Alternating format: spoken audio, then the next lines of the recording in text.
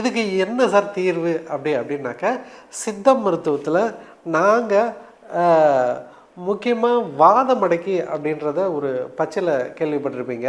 இதை நிறைய இடத்துல கேட்கும். நாங்கள் சித்த மருத்துவத்தில் முடக்கு வாதம் அப்படின்றத நோய்க்கு வந்து பேரை வச்சுருக்கோம். அப்போ நாங்கள் என்ன இது பண்ணுறோம் அப்படின்னா, வாதத்தினால தான், ஒரு வாதம் அதிகமாகிறதுனால தான் இந்த ஜாயிண்ட் வந்து இதாகுது, தேய்மானம் ஆகுது. இந்த தேய்மானத்தினால அந்த இடத்துல வீக்கம் வருது. இந்த வீக்கம் அதிகமாகிறதுனால அவன் வந்து முடங்கி போகிறான். அந்த வாதத்தின் தன்மை வந்து இதில் வந்து அதிகமாகும்.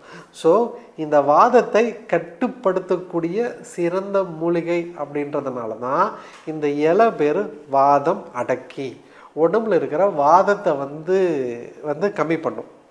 இது ஒன்றும் இல்லை. இதை வந்து நிறைய மருந்துகளில் வந்து நம்ம மூட்டு எலும்பு சார்ந்த பிரச்சனைகளில், இல்லை இந்த மாதிரி வலி இருக்கிற பிரச்சனைகளில் நாங்கள் நிறைய மருந்தாக இதை வந்து பயன்படுத்துவோம்.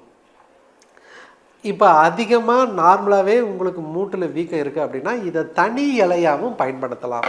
இதை தனி இலையாக பயன்படுத்தும் போது என்ன ஆகும்? ஒன்றும் இல்லை, இதிலேருந்து ஒரு பிடி அந்த வாதமடக்கி இலையை நீங்கள் பறித்து அதை வந்து நல்லா கஷாயம் போட்டு நல்லா வேக வைக்கணும்.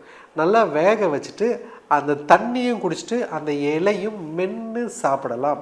நீங்கள் அப்படி சாப்பிடும்போது என்னாகும் அப்படின்னாக்க இன்ஃப்ளமேஷன் வந்து நல்லா கம்மியாகும், வீக்கம் வந்து நல்லா கம்மியாகுது.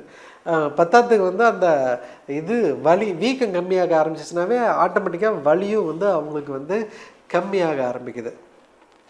இது கூட வீக்கம் வந்து வேகமாக கம்மியாகணும் அப்படின்ற பட்சத்தில் சிறுகன் பீலையும் சேர்த்து கஷாயம் வச்சு குடிக்கலாம். ஆனால் உள்ள இலை மட்டும்தான் சாப்பிடணும். வாதமடக்கி தனியாக சாப்பிட்றது தான் வந்து நல்லது. சிறுகன் பீலையும் கஷாயம் வச்சு மட்டும் குடிக்கணும் அப்படின்ற பட்சத்தில் இந்த சிறுகன் பீலையும் கொஞ்சம் சேர்த்து போட்டு கஷாயம் வச்சு குடிக்கும்போது இந்த வீக்கமும் நல்லா கம்மியாகுது. பத்தாத்துக்கு வந்து இந்த வலியும் வந்து நல்லா இதாகுது.